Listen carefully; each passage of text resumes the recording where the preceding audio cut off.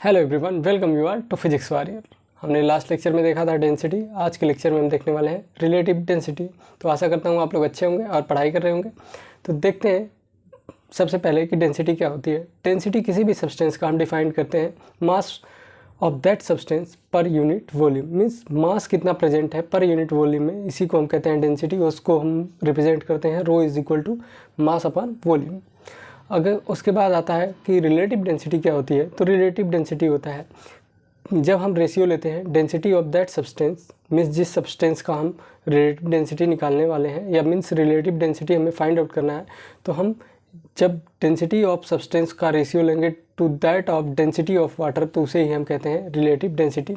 आज इस पे हम क्वेश्चन भी करेंगे। तो रिलेटिव डेंसिटी क्या है? The relative density of a substance is the ratio of its density to that of water.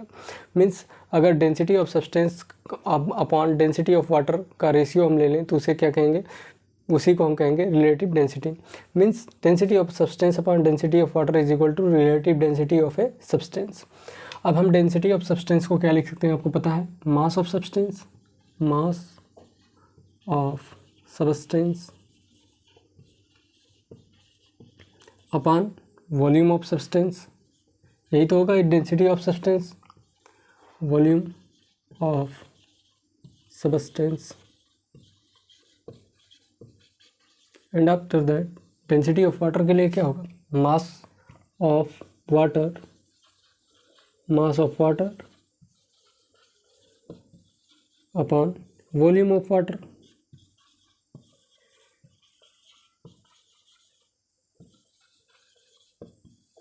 अब आपको पता है मैथमेटिक्स में आपने पढ़ा होगा a by B by C by D.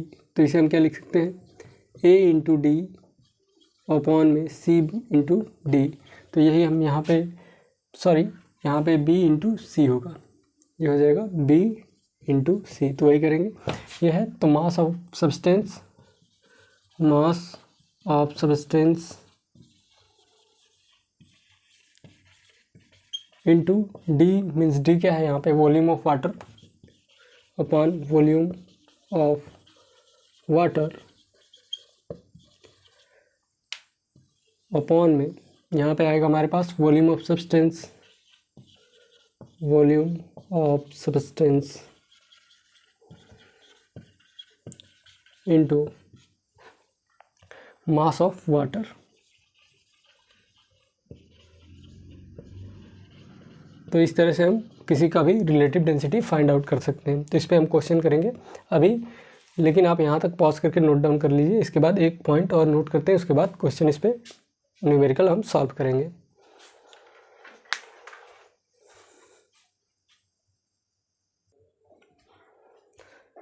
Suppose that हमने जो वाटर लिया वो इक्वल वॉल्यूम लिया, जितना हमारे पास सब्सटेंस का वॉल्यूम है, जैसे वॉल्यूम ऑफ सब्सटेंस, उतने ही वॉल्यूम का हमने अगर वाटर ले लिया तो क्या होगा? यहाँ पे वॉल्यूम जो है, volume of substance and volume of water जब इक्वल हो जाएंगे तो ये दोनों कैंसिल आउट हो जाएगा। तो हमारे पास क्या बचेगा? मास of substance, mass of substance upon mass of यहाँ पे हमने इक्वल वॉल्यूम लिया था, तो यहाँ पे लिखेंगे हम mass of equal volume of water. Means हम उतना ही मास लेंगे जितना इसका मीन्स मास ऑफ वाटर वही लेंगे जो वॉल्यूम था इसके इक्वल, जितना इक्वल था इसका वॉल्यूम। सपोज दैट जिसका वॉल्यूम है 1, तो ये मान लीजिए ये है 5 मीटर क्यूब। तो यहाँ पे भी 5 मीटर क्यूब हमने लिया वाटर का। तो ये जो 5 मीटर क्यूब है, इसके जो इस वॉल्यूम जो 5 मीटर क्यूब में जितना वाटर प्रेजेंट है वही मास लेंगे। तो यहाँ पे लिखेंगे हम mass of equal volume of water, volume of water. अब आपको पता है कि यहाँ पे रेशियो ले रहे हैं तो इट हैज़ नो यूनिट। इसकी यूनिट नहीं होगी। क्यों नहीं होगी?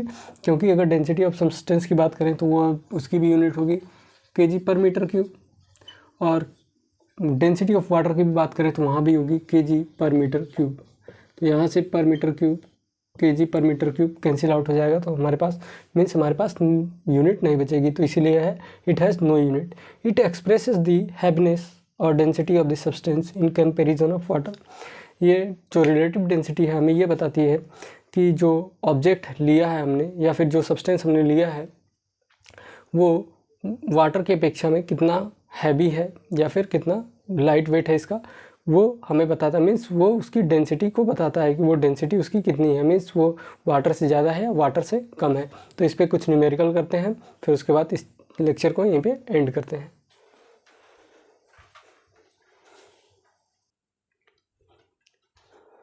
हमारे पास क्वेश्चन है, the relative density of a silver is 10.8 if the density of water is 1.0 into 10⁻³ kg per metre cube, calculate the density of silver in SI unit. तो हमें density of silver find out करनी है, वो भी SI unit में। तो आपको पता है रिलेटिव डेंसिटी कोई भी यूनिट नहीं होती है, और जो डेंसिटी ऑफ वाटर दिया है वो SI यूनिट में दिया है, तो हमें चेंज करने की ज़रूरत नहीं है। तो यहाँ पे हम सॉल्व करेंगे, तो सॉल्यूशन हमारे पास क्या है, relative density of substance is equal to density of substance upon density of water. तो रिलेटिव डेंसिटी की वैल्यू है 10.8 upon density of silver, sorry, is equal to density of silver upon में density of water. Density of water हमारे पास यहाँ पे दिया है 1 into 10⁻³ kg per metre cube, kg per metre cube. अब इसे हम इस साइड ले जाएंगे तो ये मल्टीप्लाई हो जाएगा, तो हमारे पास क्या बचेगा, density of silver is equal to density of silver is equal to, ये जाएगा यहाँ पे मल्टीप्लाई होगा तो 10.8 इंटू 1 इज इक्वल टू क्या आएगा, 10.8 into 10⁻³ kg per metre cube. तो यहाँ पे जो हमारे पास आएगा डेंसिटी ऑफ सिल्वर आएगा वो आएगा 10.8 into 10⁻³ kg per metre cube. Next question है, the density of a body is 800 kg per metre cube, will it sink और float when dipped in a bucket of water. Means हमारे पास एक object, एक body है, उसका जो density है वो है 800 kg पर मीटर क्यूब। तो वो क्या पानी में, जब हम किसी बकेट फिल जो होगी पानी से भरी होगी, उसमें अगर उसे हम डीप करते हैं तो वो क्या डूब जाएगी या फिर तैरेगी। तो वो यहाँ पे जो डेंसिटी ऑफ वाटर दिया है हमारे पास 1000 kg पर मीटर क्यूब दिया है।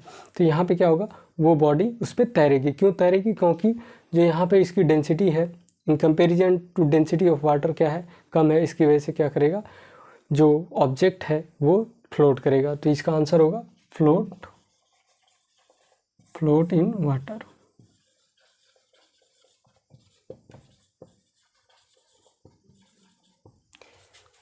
इस लेक्चर में बस इतना ही। नेक्स्ट लेक्चर में हम लास्ट लेक्चर इसका करेंगे, इस चैप्टर का, ग्रेविटेशन का, जिसमें हम बहुत सारे क्वेश्चन देखेंगे, फिर इसे एंड करेंगे। फिर उसके बाद हम नेक्स्ट चैप्टर जो कि वर्क एंड एनर्जी है उसे स्टार्ट करेंगे। तो पढ़ते रहिए, मिलते हैं नेक्स्ट लेक्चर में। Till then all the best.